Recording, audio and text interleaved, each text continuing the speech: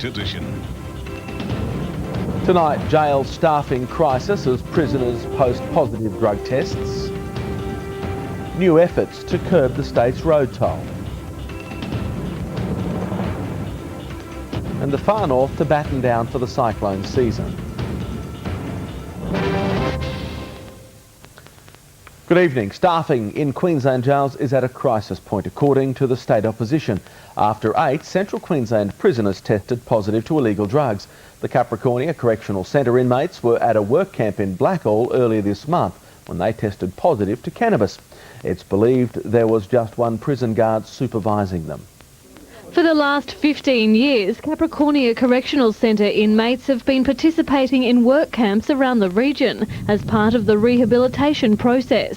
But on November 8, 8 prisoners working in Blackall tested positive to cannabis. A 9th refused to provide a specimen. We send people out there on trust. They do great work in the community, but it is disappointing when they're found to have taken drugs like cannabis. While inmates were considered low risk, they're now back at Capricornia Correctional Centre and will no longer be allowed to work in the community. Meanwhile, police investigations are continuing, with drug charges expected to be laid. However, the minister is uncertain how many prison guards were at the camp. I'm not sure. Usually these work camps only have 1 or 2 prison officers to supervise the prisoners. The opposition says staffing in Queensland prisons is reaching a crisis point. Some guards forced to work up to 60 hours per week and up to 24-hour shifts. They don't even have a second person there, a second prison officer. So the minute they have to go to the toilet, or in this case if they have to go to sleep, the prisoners are left unsupervised. The Prison Officer Association has reported similar problems around the state, but its concerns have fallen on deaf ears. The opposition plans to table them in Parliament. Talk to the people who actually put keys in locks and turn them. Samantha Heathwood, Win News. Police have arrested a Cairns security guard who allegedly assaulted, then robbed a young female Korean tourist after driving her to an isolated site at Erroglen this morning. She managed to escape. It's the latest in a spate of attacks on Asian tourists. Police were called to the scene at Erroglen just before dawn this morning, taping off the site, trying to determine exactly what occurred only hours before. Using the assistance of an interpreter, police questioned a distressed Korean tourist in her 20s. She told them that she'd been walking with her friends in the back streets of Cairns around 3 a.m, trying to return to her backpackers hostel in the city. They became separated. She asked a security guard driving past for directions, and that's when trouble started. She's got into the car, however, allegedly he's not taken her to town, taken her to Erroglen. It was here at Erroglen the man allegedly punched and robbed the defenceless tourist. But luckily, fate intervened. Thankfully, this has been intervened by a taxi driver who was a bit concerned about what was occurring and what he was seeing, and that's allowed the girl to escape. The security guard quickly driving off. It's the latest in a series of attacks on Asian tourists in Cairns, but police are adamant they're not being targeted. It's probably not safe for anybody necessarily to be walking the back street of Cairns in a potentially intoxicated condition in these locations. I think you just got to be a little bit prudent about your personal safety. Police have arrested a man in relation to the incident. Detectives spent the afternoon questioning the alleged offender. He's now expected to face a string of charges, including deprivation of liberty, robbery and assault. Renee Mickleborough, Win News. Meantime, police are tonight searching for a man who held a knife to the throat of a Good Samaritan in a terrifying roadside attack. A woman's car had apparently broken down near Toowoomba when the victim pulled over to help. He found the man and woman were intending to steal his wallet. The unsuspecting victim was on his way home to Warwick when he pulled to the side of the Drayton Connection Road around 8:30 last night. An early model dark-coloured Holden Torana sedan appearing to have broken down, its hazard lights on and bonnet up. The complainant stopped behind this vehicle to render assistance because he saw a female driver at the vehicle. The Good Samaritan then falling prey to a terrifying attack. After a short conversation with the female, the complainant commenced to look under the bonnet of the vehicle. Upon doing so, the complainant felt a blade of a knife on his throat. A male voice then said, "Give me your wallet." The man complied, then forced away from the car into a ditch. the pair driving off towards Warwick without any cash. The 32-year-old obviously shaken but not injured.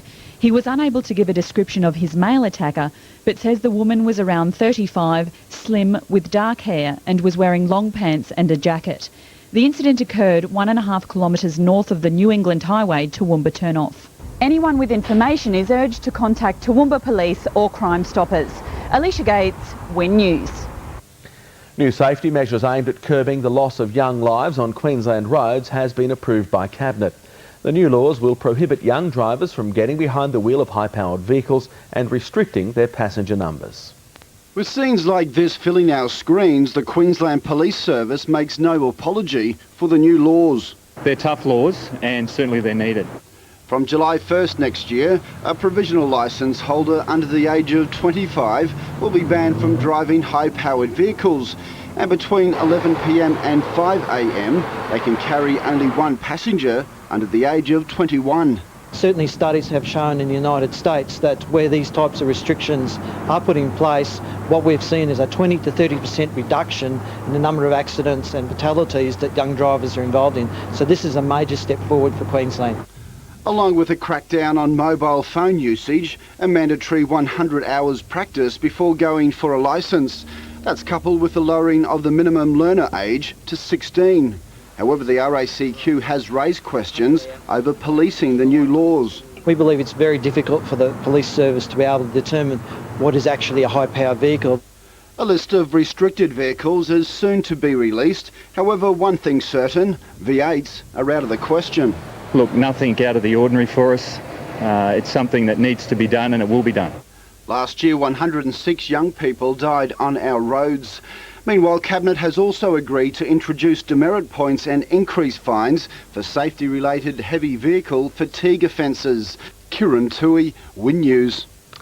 Well, it's official. With cyclone season upon us, residents are being warned to prepare. While it's too early to predict this year's weather patterns, authorities are advising us to update our insurance policies and clean up our properties. When Cyclone Larry ripped across the coast, Luke O'Brien and his wife Kristen were left with nothing. The Category 5 storm crushing their dream home in an instant. It was completely destroyed. We lost our roof, a lot of our trusses, that sort of thing. All their contents and that, yeah, we lost everything there. They've been forced to rebuild, and 8 months on, they're starting to see a window of hope. It'd be nice to just get in and start It'd be a lot again. safer to be in a brick house anyway than the old wooden house we were in. Authorities say with the cyclone season now upon us, residents need to act now. So don't just think, OK, we survived, we won't have to worry about it, it'll survive the next one. The next one might even just be a smaller cyclone. That might be all it takes to lift a single sheet of iron and so forth. Most concerning are piles of debris like this. Authorities say they're missiles just waiting to happen. We've had a warning, we've had Larry that's come through. Some people are saying, well, OK, maybe that means we won't get anything for some time. But there's every chance we could get something again this year. So we really want people to be prepared.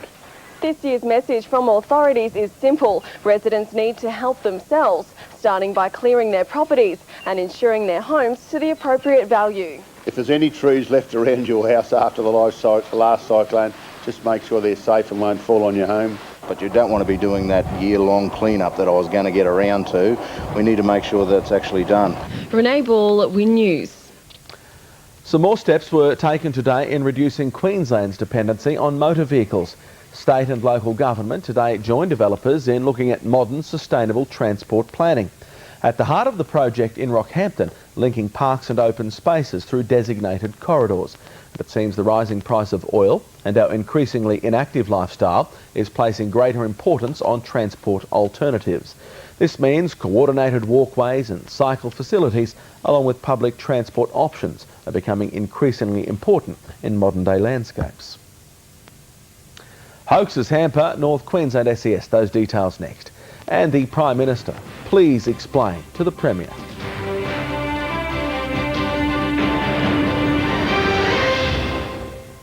As North Queensland heads into one of the driest summers on record, fire brigades are being hampered by hoax calls at the rate of 6 per day.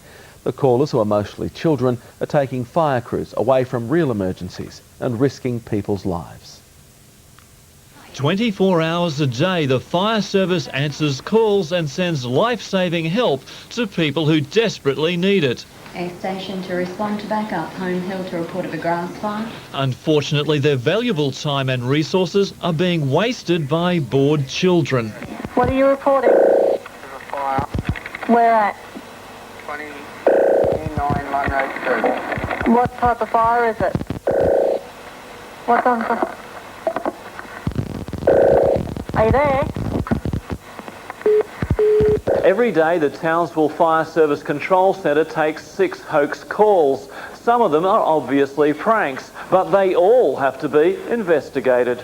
The fire service says the lives they're risking could be their own. And it could be their life. Someone else could be playing a prank, and it may be them that actually requires emergency services really quickly. Every time a caller rings in, their telephone number, name and address show up on the screen, a feature that leads hoaxers facing consequences. We have apprehended a few young people using payphones to call in nuisance 000 calls, sending the officers there, and especially in the small towns, and then they visit the parents and let them know what they've been up to. The service doesn't want to deter children from using 000 when it's necessary. Children do need to use 000 for grass fires, if they need help with police, ambulance, house fires, all that sort of thing, but please don't make hoax calls.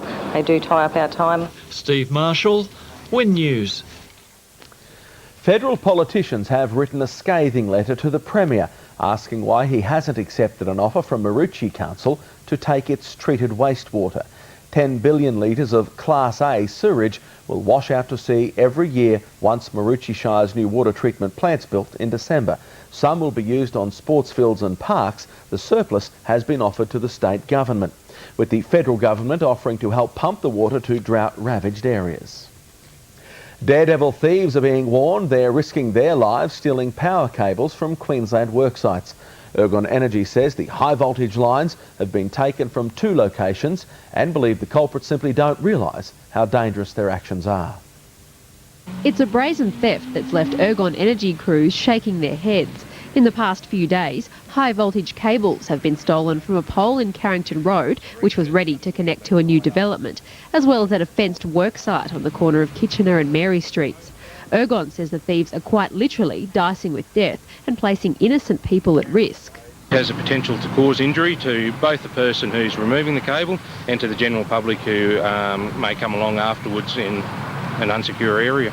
The culprits have either cut or climbed fences and in some cases have removed the earth guard, which can in turn expose workers to danger. In the event that people were working on that equipment and something were to go wrong, it places their life at risk. Ergon suspects the thieves simply don't know how close they might have come to being killed and is now working to make sure all sites are better protected. And we're reviewing all security measures right through all of our zone substations, regardless of temporary sites such as this or permanent fixtures, reviewing the security of those in full. Ergon has also reported the thefts to the police. Kylie Barron, Win News.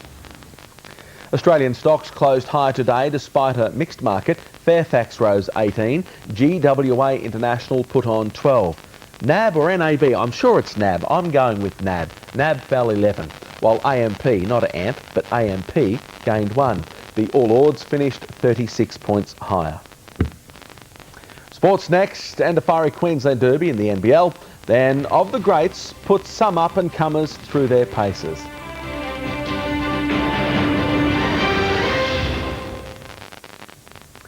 Cairns Taipan's leading scorer Martin Catalini's added fuel to what's shaping as another fiery Queensland derby against Brisbane tomorrow night. The NBL All-Star raising the question that seemingly every club wants answered. Just how does the Bullets' star-studded roster fit under the salary cap? While Brisbane has done plenty of fast talking on the salary cap and its star-studded roster, as far as Martin Catalini's concerned, there's simply no way that 4 current and former Boomers, along with 2 of the most sought-after imports in the league, can comply with the NBL rules. It would be funny if you were Brisbane, you'd be going, yeah, this is great, but for us who have to, struggle to recruit up here and, we try and get players and the NBL says, no, you can't have them point system, and then it's not really a joke. It's, it's something we have to address and something the league has to address, I think. With the NBL seemingly convinced the Bullets books are balanced, beating them remains the only solution. And despite Saturday night's shooting woes, the Cat is convinced Cairns can bounce back tomorrow night. They play a similar style to us. They play a bit of small ball, which suits us. And, you know, they're a very good team, but we're still pretty confident. In a worrying sign, Gary Budnikov sat out today's training session with the forward, who's only just returned from ankle surgery, now nursing a sore knee.